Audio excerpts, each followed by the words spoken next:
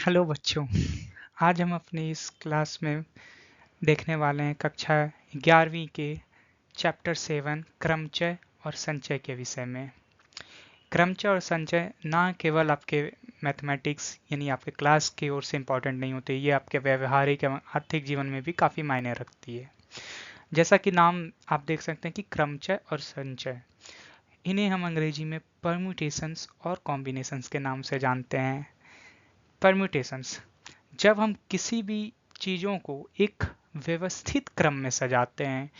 मान लीजिए कि हमने आपके क्लास के विद्यार्थियों को बोला कि आप एक क्रमबद्ध खड़े हो जाइए, तो आपके क्लास के विद्यार्थी किसी भी क्रमबद्ध आकार में खड़े हो जाएंगे। तो यहाँ पे हम लोग क्रमचय को नहीं देखते हैं, लेकिन वहीं अगर हम आपके क्लास के बच्चों को बोलें कि आप अपने ऊंचाइयों के अनुसार क्रमबद्ध हो जाइए, तो वहाँ पे हमने एक ऊंचाई, एक शब्द बोला ऊंचाई, जिसके अनुसार आप एक क्रमबद्ध अनुसार में चले जाएंगे, तो हम वहाँ पे क्रमचय की ओर देखते हैं। जबकि संचय में हम चीज़ों को संभालते तो हैं, हम सजाते तो हैं, परंतु हम वहाँ पे क्रम को नहीं देखते हैं कि हम किसी भी क्रम में, हम आपको बोले बस आप क्रम में खड़े हो जाइए, तो आप किसी भी क्रम में खड़े हो सकते हैं, वो संचय में होती है। लेकिन एक व्यवस्थित क्रमबद्ध में खड़े होने के लिए हम क्रमचय का उपयोग करते हैं। ये आपके आर्थिक और व्यवसायिक जीवन में भी देख सकते हैं कि जो चीज़ें क्रमबद्ध तरीके से की जाती है, वो चीज़ें हमेशा साकार होती हुई नजर आई है। तो हम अपने इस चैप्टर में अपने मैथमेटिक्स की दुनिया में ना समझते हुए खुद की ज़िंदगी में भी इसको लेते हुए इस चैप्टर्स में आगे बढ़ेंगे। तो क्रमचय, इन्हें हम इंग्लिश में पहले भी आपको बोल चुका, इन्हें इंग्लिश में हम परम्यूटेशंस, संचय को कॉम्बिनेशंस। तो आप इंग्लिश में ही इसको देखेंगे कि हमें इन्हें क्रमचय और संचय को हम परम्यूटेशन एंड कॉम्बिनेशन के नाम से जानते हैं। आगे आने वाले स्लाइड्स में हम इस क्रमचय और संचय के बारे में और भी जानकारी लेंगे। तो आइए, आपका स्वागत करते हैं हम अपने इस चैनल पे, जहां हम इसलिए आए हैं ताकि जो विद्यार्थी, जो गरीब हो या चाहे अमीर हो, कुछ होते हैं जो पैसे के कारण भी देखिएगा कि नहीं पढ़ पाते हैं, बट हम चाहते हैं कि आने वाले समय में लोग पढ़ें, तरक्की करें। जैसे कि आप लोग जानते हैं कि आप अगर हम बात करें कि अभी सबसे पावरफुल देश कौन है, तो आप बोलेंगे कि हाँ, अमेरिका है।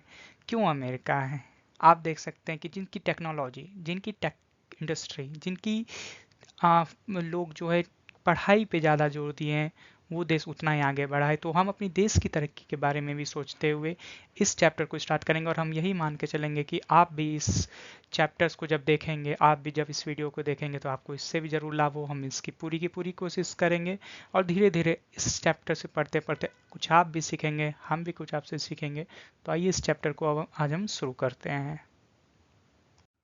तो आइए, जब हम आगे की स्लाइड की ओर जाते हैं, तो हम देख सकते हैं कि हमने ये जो चैप्टर्स हैं, इसको चार, आप देखेंगे जब अपने आप एनसीईआरटी बुक खोलेंगे, तो आप देखेंगे कि उसमें टोटल कुछ चार खंड हैं, कुछ चार एक्सरसाइज हैं। तो इन्हें हम चार एक्सरसाइज के रूप में देखेंगे, जिसमें कि पहला एक्सरसाइज अगर आप देखें तो गणना के आधारभूत सिद्धांत। आप देखेंगे कि जो हम क्रमचय, जब क्रमचय और संचय तो हम बाद में देखेंगे, जब हम देखेंगे कि किसी चीज़ को अगर हम सजाते हैं, जब हम गणना करते हैं, तो हम देखेंगे कि उसको कितने तरीके से हम उसकी गणना कर सकते हैं। तो कुछ उसके सिद्धांत को देखेंगे, आधारभूत सिद्धांत को भी हम देखेंगे। उसके बाद हम इस चैप्टर्स में पहली बार, हो सकता है बहुतों ने पहले भी नाम सुना होगा, क्रम गुणित संकेतन, फैक्टोरियल। आप लोगों ने अगर नहीं सुना है तो डरने वाली बात नहीं है, आप इस क्लास में एक बार फिर से देखेंगे कि क्या होती है फैक्टोरियल। कुछ बच्चों ने पहले भी सुना होगा फैक्टोरियल के नाम, जिन्हें हम हिंदी में क्रमगुणित के नाम से जानते हैं। और फिर हम जब क्लास में आगे और बढ़ेंगे, तब हम देखेंगे क्रमचय और संचय। जैसे कि आप देख सकते हैं कि दोनों घूम रहे हैं, तो ये एक दूसरे से जुड़े हुए कि नजर आएंगे, आपको देखने मिलेंगे कि क्या है संचय, क्या है क्रमचय। बीज गणित में अगर हम बात करें, तो हम पहले संचय को उठाते हैं, पहले सजाते हैं, और फिर उसको क्रम के अनुसार डालते हैं, यानी क्रमचय करते हैं। तो ये हम आने वाले आगे वाले स्लाइड्स में देखते जाएंगे कि कैसे कैसे ये चीज़ें होती जा रही है।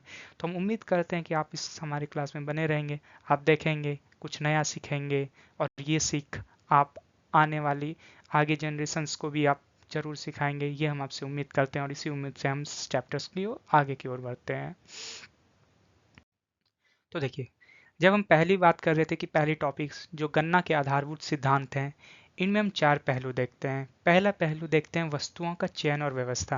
हमने पहले भी बोला, जब हम किसी वस्तुओं को चयन करते हैं, तो हम उन्हें संचय को दर्शाते हैं। और जब उसी चयनित वस्तु को हम किसी व्यवस्थित क्रम में डालेंगे तो हम उन्हें क्रमचय कहेंगे। तो हम ये चीज़ें आगे भी इस क्लास में देखेंगे।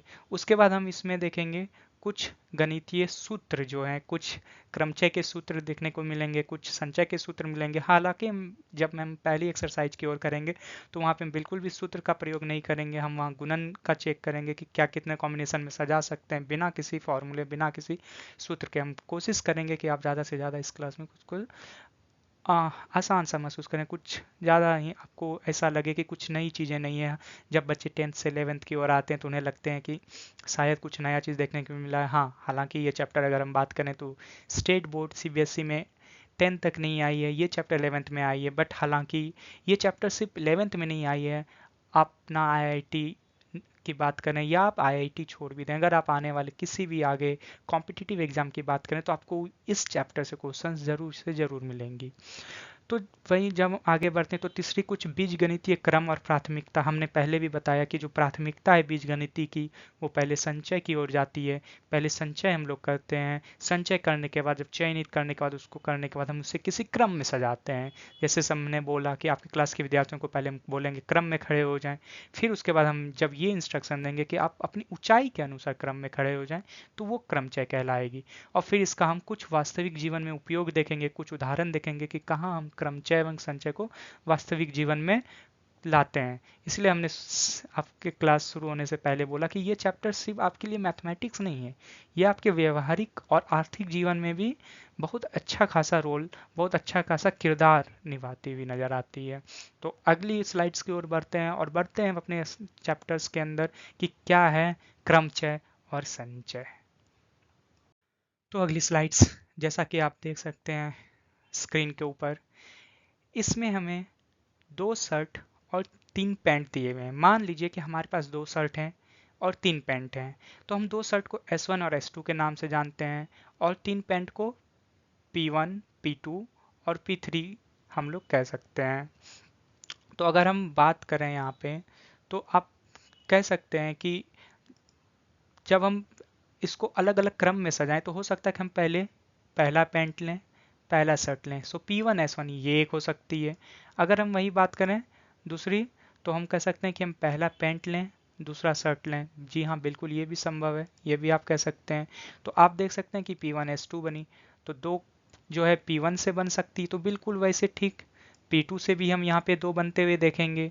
ठीक उसी तरह P3 से भी हम लोग 2 बनते हुए देखेंगे। तो कुल मिला के अगर हमारे पास देख पा रहे हैं कि अगर 2 शर्ट हैं और 3 पैंट हैं तो कुल मिला के हमारे पास कितने कॉम्बिनेशंस बनते हुए नजर आते हैं, कितने क्रम में बनते हुए नजर आते हैं? 6। हाँ, आप बिल्कुल देख सकते हैं यहाँ पे, माफी चाहता हूँ, कि कुल 6 तरह से हम अलग अलग कॉम्बिनेशंस में इसको व्यवस्थित कर सकते हैं। हमने भी क्रम नहीं सजाया है कि किस क्रम में रखना हम, परंतु इनको हम 6 क्रम में सजा सकते हैं, ये हम देख सकते हैं।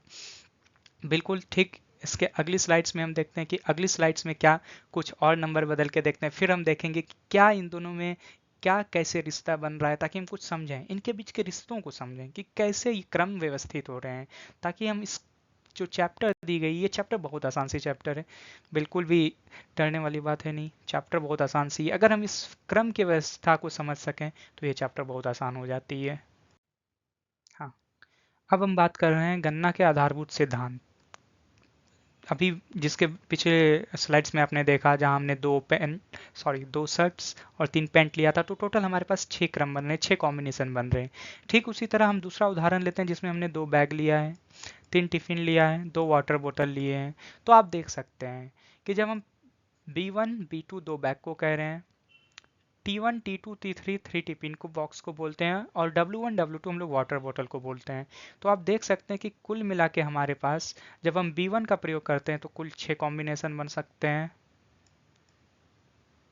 और जब हम B2 का प्रयोग करते हैं तब भी हमारे पास कुल 6 कॉम्बिनेशन बनते हैं। यानी यहाँ पे हम देख सकते हैं कि कुल 12 कॉम्बिनेशन बन सकते हैं।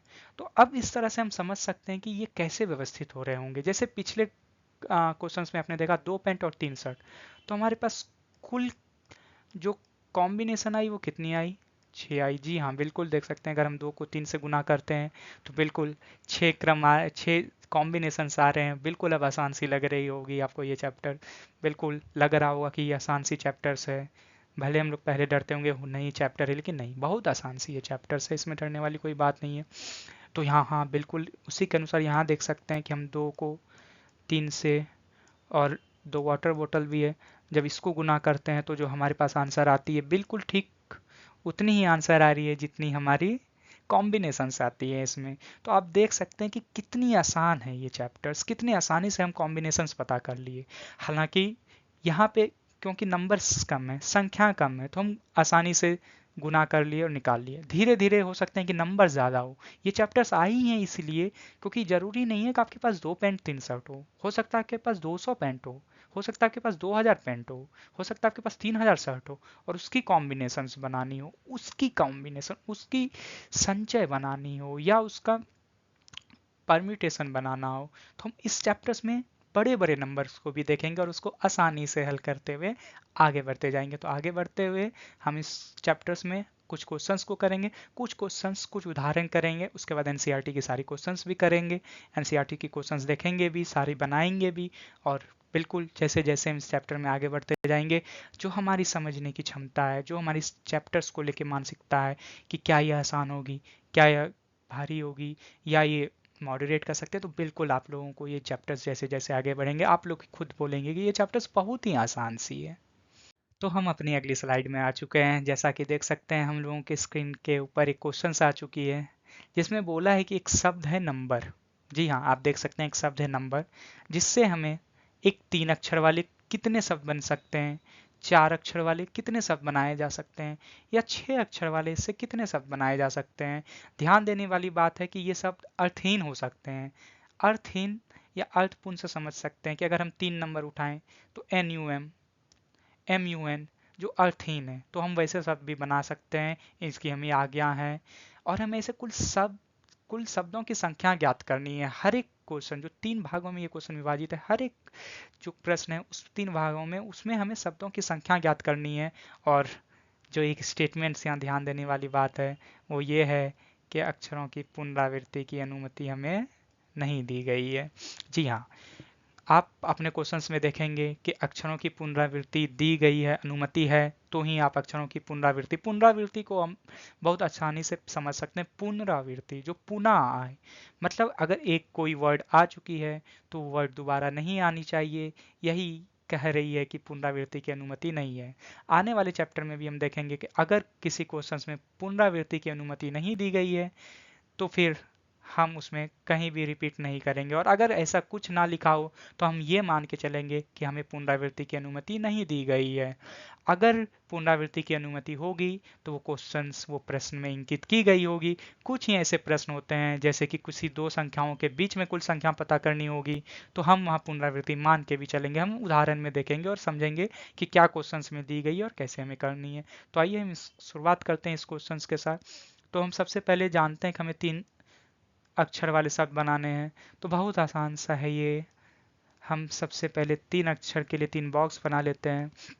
हम देखेंगे कि हमारे पास कुल संख्याएं कितनी, तो आप देख सकते हैं कि कुल जो वर्ड है हमारे पास वो आप देख सकते हैं कि कुल 6 संख्याएं, यानी 6 संख्याओं से हमें 3 अक्षर वाले शब्द बनाने हैं।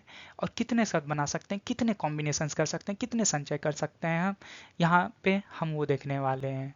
तो आप को ध्यान में रखना है कि एक बार फिर से दिला दूं याद कि पुनरावृत्ति की अनुमति नहीं है, यानी एक बार एक नंबर भर गई, एक बार एक लेटर आ गई तो वो दोबारा आ नहीं सकती है।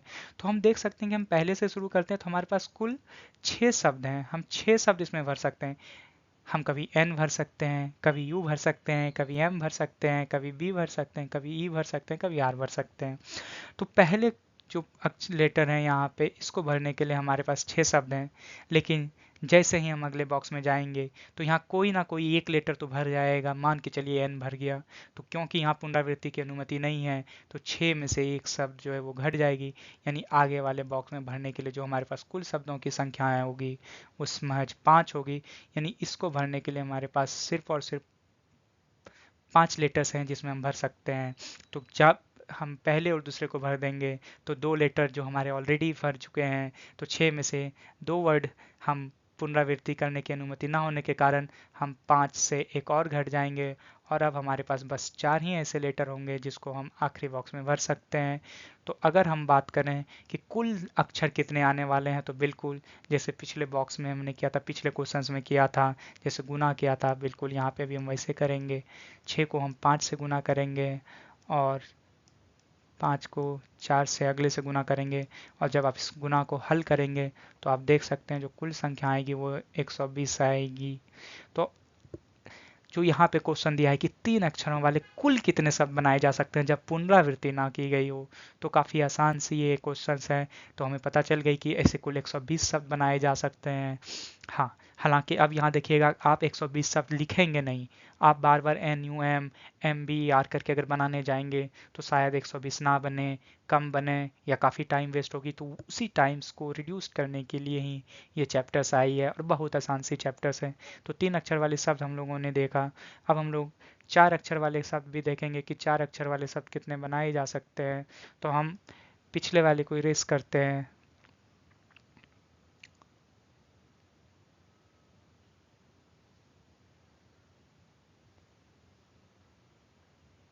तो पिछले वाला जो क्वेश्चन था वो देखा कि आपने 120 आया, उसी तरह हम 4 अक्षर वाले देखेंगे। तो हम कुछ नहीं करेंगे, हम फिर एक से बॉक्स बनाएंगे, और इस बार बॉक्स में 3 लेटर नहीं है, इस बार बॉक्स में 4 लेटर है, जैसा कि दिया हुआ है क्वेश्चंस में। फिर बिल्कुल 6 शब्द हैं मेरे पास, तो पहले बॉक्स को हम बोलेंगे कि 6 शब्दों से हम भर सकते हैं। पुनरावृत्ति की अनुमति नहीं है, तो अगले शब्द को भरने के लिए हमारे पास बस 5 शब्द बचेंगे। फिर पुनरावृत्ति की क्योंकि अनुमति नहीं है, तो अगले बॉक्स को भरने के लिए बस हमारे पास 4 शब्द बचेंगे। और जो आखिरी है, क्योंकि 3 शब्द भर चुके हैं 6 में से, तो आखिरी बचे 3 शब्द ही इसमें भरे जा सकते हैं। तो अगर हम बात करें कुल संख्याएं, तो आप देख सकते हैं कि वो कुल संख्या आने वाली है बिल्कुल 120 पिछले बार आई थी, तो उसमें जो 3 गुना करेंगे तो कुल ऐसे शब्द कितने आएंगे, 360 आएंगे। जैसा कि देख सकते हैं बहुत आसान सी ये क्वेश्चंस थी। तो आप देख सकते हैं कि जब हम 3 अक्षर बनाने गए तो हमारी कुल संख्याएं कितनी बनी, 120। जब हम 4 अक्षर बनाने गए तो हमारी कुल वैसे शब्द कितने आ सकते हैं, क्योंकि अर्थहीन भी हो सकती है, तो कुल 360 आ सकते हैं। अब हम आखिरी क्वेश्चन जो 6 अक्षर वाले हैं, बिल्कुल आखिरी क्वेश्चंस की ओर देखेंगे जो कि 6 अक्षर वाली हैं। तो हम कुछ नहीं करेंगे, जैसा कि आप लोगों ने पिछले बार किया, देखा, माफ़ करिएगा, बिल्कुल वही करिए। आप एक बॉक्स बनाइए और उस बॉक्स को 6 भागों में विभाजित कर दीजिए। अगर हम इस बॉक्स को 6 भागों में विभाजित कर दें तो क्या यहाँ पे 6 अक्षर भरे जा सकते हैं? हाँ, बिल्कुल भरे जा सकते हैं। तो पहले बॉक्स को भरने के लिए हमारे पास 6 अक्षर हैं, क्योंकि पुनरावृत्ति की अनुमति नहीं होने के कारण अगले बॉक्स के लिए 5 हैं, फिर अगले बॉक्स के लिए 4 हैं, फिर अगले बॉक्स के लिए 3 हैं, अगले बॉक्स के लिए 2 हैं, और अगले बॉक्स के लिए 1 है। तो आप देख सकते हैं कि यहाँ तक तो 360 आया था, जिसमें 2 और गुना कर सकते हैं हम यहाँ पे, और 1 से गुना करेंगे तो वही रहेगी।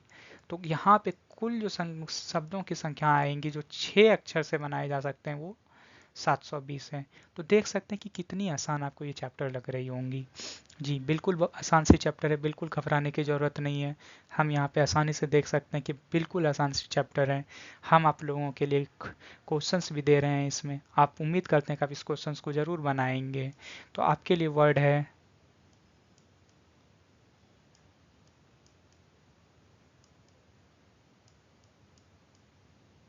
जी हाँ, नाम आप देख सकते हैं फॉरेस्ट। 6 अंकों की ही संख्या है, और क्वेश्चंस भी वही है। 3 अक्षरों से बनने वाले शब्द कितने होंगे, 4 अक्षरों से बनने वाले शब्द कितने होंगे, 6 अक्षरों से बनने वाले शब्द कितने होंगे। आप एक बार इसको बनाने की कोशिश करिए, बिल्कुल पिछले जैसे होंगी। और एक हम आपको क्वेश्चन देना चाहते हैं, और क्वेश्चन हम आपको देना चाहते हैं, बहुत आसान सा क्वेश्चन देना चाहेंगे।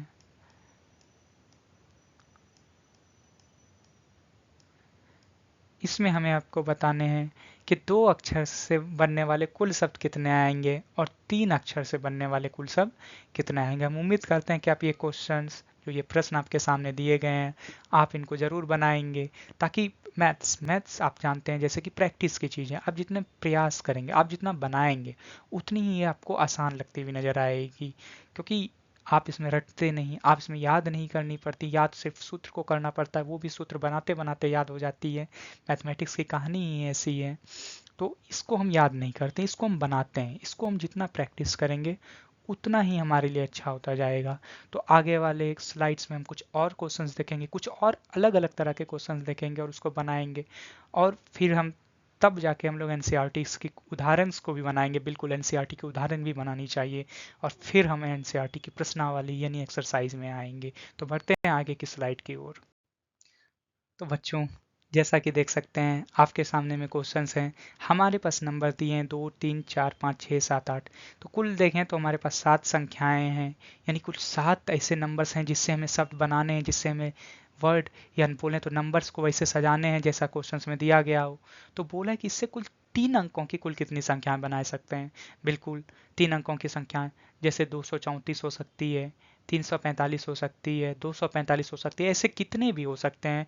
हम बिल्कुल उसको बनाने की कोशिश करेंगे, बिल्कुल जैसा हमने पिछले वर्ड्स को देखा, वर्ड्स को सजाया 3 अक्षरों में, वैसे ही हम नंबर को 3 अक्षरों में सजाने की कोशिश करेंगे। क्योंकि क्वेश्चन में हमने अभी तक पुनरावृत्ति की अनुमति के बारे में कुछ नहीं किया है या कुछ नहीं कहा है, तो इसको ये मान के चलें कि यहाँ भी पुनरावृत्ति की अनुमति नहीं है। जब तक कि हम ना कहें कि पुनरावृत्ति की अनुमति है, या प्रश्न में जब तक ना हो कि पुनरावृत्ति की अनुमति है, तब तक हम यही मान के चलेंगे कि हमारे क्वेश्चंस में पुनरावृत्ति की अनुमति नहीं है। तो आइए देखते हैं इस क्वेश्चंस को।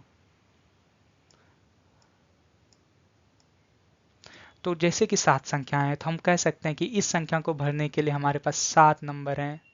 लेकिन अगली संख्या, क्योंकि 7 नंबर हैं तो 7 में से किसी एक नंबर से तो हम यहाँ भर देंगे। जब एक नंबर भर दिया जाएगा वो रिपीट होगा नहीं, पुनरावृत्ति उसकी होगी नहीं। तो अगले संख्याओं को भरने के लिए, हाँ बिल्कुल, 6 नंबर, 6 संख्याएं हैं हमारे पास। जब ये 2 संख्या भर जाएंगे तो आखिरी संख्या को भरने के लिए हमारे पास महज 5 संख्याएं बचेंगी। अगर हम इसको सॉल्व करेंगे तो 7 गुने 6 गुने 5 तो कितने आएंगे, हाँ आप लोग बता सकते हैं मैथमेटिक्स। तो कुल 210, जी हाँ, कुल 210 ऐसे नंबर बनेंगे, ऐसी संख्या बनेंगी, 3 अक्षरों की संख्या बनेंगी, जो ऊपर दिए गए संख्याओं से हम बना सकते हैं। बिल्कुल आप गिन के तो बना नहीं सकते हैं, इसलिए तो ये चैप्टर्स लाया गया है, इसीलिए आप लोगों को ये कॉन्सेप्ट समझा रहे हैं कि ताकि आप पता कर सकें क्रम में सजाना, या किसी व्यवस्थित क्रम में सजाना, कैसे हम सजाएंगे, कैसे हम करेंगे। आने वाले क्वेश्चंस में कुछ खूबसूरत क्वेश्चंस होंगे, कुछ खूबसूरत प्रश्न होंगे, जो थोड़ा सा बिल्कुल दिमाग को टटोलेगी। और हम उम्मीद है कि आप लोगों ने 10 तक तो कुछ ना कुछ पढ़ा है। जब 10 तक कुछ ना कुछ पढ़ा है, कुछ अच्छा किया है, तभी तो 11th में आए हैं। तो इतना तो हमें पता ही है। आप सभी से अच्छे से उम्मीद भी रखता हूँ कि ये आसान से लगेंगी आप लोगों के लिए। तो अगले प्रश्न में जब आते हैं तो हमसे पूछा गया कि 3 अंकों की संख्याएं नहीं, 3 अंकों की कुल सम संख्याएं। तो जैसा कि सम संख्याएं, सबसे पहले मैं सम संख्याएं के बारे में पता है, पिछली क्लास से हम लोग पढ़ते हैं, बहुत छोटे से पढ़ते हैं जब हम 5 6 में थे, कि सम संख्याएं वैसी संख्या होती है जो 2 से विभाजित हो सके। तो 2 से विभाजित कैसे संख्या होती है, आपको 2 से विभाजन के बारे में अच्छे से पता होगी तो बहुत आसान सी ये क्वेश्चन लगेगी। 2 से तभी विभाजन होगी जब इकाई अंक पे संख्याएं 2 हो, 4 हो, 6 हो, 8 हो या 0 हो। तो क्योंकि हमारी इस संख्या में 0 है नहीं, तो हम 0 की बात करेंगे नहीं। तो किसी भी इस दिए गई संख्या में अगर इकाई अंक पे ये चारों में से कोई भी एक संख्या होंगी, तो वो कैसी संख्या होंगी, सम संख्या होंगी ना। तो बिल्कुल हम वही करेंगे, क्योंकि 3 संख्या के लिए बोली गई है, तो हम 3 बॉक्स बनाएंगे। और जहां हम लोग अभी तक पीछे से भरते आए हैं, हम बिल्कुल ऐसे प्रश्नों में विपरीत दिशा की ओर से जाएंगे और देखेंगे कि क्या बिल्कुल आसान होगी। विपरीत दिशा से भी हम जा सकते हैं, जब ऐसे हो प्रश्न की कुल संख्या ना दे के किसी विशिष्ट संख्याओं के बारे में हमसे पूछा गया हो, जैसे यहाँ सम संख्याओं के बारे में पूछा गया हो। तो ये जो आपको इकाई अंक दिख रहा है, या तो हम यहाँ 2 भर सकते हैं, या 4 भर सकते हैं, या 6 भर सकते हैं, या 8 भर सकते हैं। तो भरने के लिए हमारे पास कुल कितनी संख्याएं हैं, जी हाँ 4 संख्याएं हैं। किसी 4 में से एक संख्याओं को यहाँ हमने भर दिया, तो बचे हुए 7 संख्याओं में हमारे पास कितने संख्याएं बचे, 6 बचे, क्योंकि पुनरावृत्ति की अनुमति है नहीं। तो आगे वाले बॉक्स को हम महज 6 संख्याओं से भर सकते हैं। जब हमने उन लोगों ने 2 संख्याएं भर दी, तो 7 में से सिर्फ और सिर्फ अब 5 संख्याएं बचे हैं जो आखिरी बॉक्स में हम भर सकते हैं। तो बिल्कुल बॉक्स हमने भर दिया। अब हमें कुछ नहीं करना है, इन नंबरों को बस गुणनफल करनी है, और गुणनफल करके हमारा आंसर हमारे आगे होगा। तो देख सकते हैं कि जो आंसर आने वाला है बिल्कुल 120। तो बिल्कुल एक बार फिर से क्वेश्चन समझने की कोशिश करते हैं कि 3 अंकों की कुल सम संख्याएं हमसे पूछी गई थी। जैसा कि हमने बताया सम संख्याएं वैसी होती हैं जो 2 से विभाजित हो सके, और 2 से विभाजित होने की जो विभाजन विधि कहती है कि अगर किसी संख्या के इकाई अंक पे 0 हो, 2 हो, 4 हो, 6 हो, 8 हो, तो वो संख्याएं 2 से विभाजित होती है। दिए गए प्रश्नों में दिए गए अंकों में 0 है नहीं, तो हमारे पास जो संख्याएं हैं वो हैं 2, 4, 6, 8। तो वैसे कुल 4 संख्याएं हैं जिन्हें हम इकाई अंक पर रख सकते हैं। क्योंकि एक संख्याएं इन्हीं 4 में से एक को हमने रख दिया, तो बची हुई 7 संख्याओं में बस हमारे पास 6 संख्याएं बचती हैं जिन्हें हम अगली नंबर पर रख सकते हैं, क्योंकि पुनरावृत्ति की अनुमति है नहीं। अगर हम 7 रखेंगे इसका मतलब है कि पुनरावृत्ति किया हमने, किसी नंबर को रिपीट किया, क्योंकि क्वेश्चंस में शुरू में बोला है, प्रश्न में शुरू में हमने बोला कि पुनरावृत्ति की भी अनुमति नहीं दी गई है, तो 6 ही भर सकते हैं। और क्योंकि दूसरा संख्या में भरा जा चुका है तो 2 संख्या भरी जा चुकी है, 7 में से 2 संख्या जा चुकी है, तो बाकी बची हुई आखिरी बॉक्स में हम सिर्फ 5 संख्या भर सकते हैं। तो बहुत आसान हुई। बिल्कुल इसी की तरह मिलती जुलती अगली प्रश्न हम लोगों के सामने है जो बिल्कुल आसान कर देगी कॉन्सेप्ट को, कि 3 अंकों की कुल विषम संख्या है। विषम संख्याएं जैसा कि आप जानते हैं, सम जो 2 से विभाजित हो, विषम जो 2 से विभाजित ना हो। तो किसी भी संख्या के इकाई अंक पे 1 हो, 3 हो, 5 हो, 7 हो, 9 हो, वो सारी संख्याएं विषम संख्याएं कहलाती है। दिए गए अंकों में हम देख सकते हैं कि हमारे संख्याओं में 3 है, 5 है, 7 हैं, बिल्कुल 1 और 9 नहीं है, तो 1 और 9 की तो बात नहीं करेंगे। तो हम एक बार फिर से एक बॉक्स बना लेंगे और इन्हें 3 भागों में विभाजित करेंगे क्योंकि 3 अक्षरों की है। और पहले बॉक्स को भरने के लिए मेरे पास महज 3 संख्या है, जिसमें एक 3 है, एक 5 है, एक 7 है। तो हम पहले बॉक्स को बोल सकते हैं कि हमारे पास कुल 3 संख्याएं हैं जिनसे हम भर सकते हैं। क्योंकि पहला बॉक्स किसी एक संख्या से भर जाएगी तो 7 में से एक संख्या तो चली जाएंगी, तो अगले बॉक्स को भरने के लिए फिर हमारे पास महज 6 संख्याएं होंगी। और क्योंकि 2 संख्याएं भर जा चुकी हैं, 2 डिजिट हो चुकी हैं, तो आखिरी के लिए बस हमारे पास 5 संख्याएं होंगी। अगर आप इसे गुणन करेंगे तो इसे गुणन करने के बाद आप देख सकते हैं कि 30 गुणे 3 यानी कुल वैसी संख्याएं कितनी आएंगी, 90 आएंगी। तो देखा आपने अलग अलग तरह के इस प्रश्नों को देखा। पहले कुल संख्याएं बहुत आसान है, पीछे से शुरू किया हमने। कुल संख्याएं से पुनरावृत्ति की अनुमति नहीं है तो आगे वाली संख्याओं में घटाते चला, गुणनफल निकाला, आसानी से आया। जब सम संख्याएं पूछी तो हमने देखा कि इकाई अंक पे 2 हो, 4 हो, 6 हो, 8 हो, 4 ही संख्याएं भर सकती है, उसके अनुसार हमने बनाया।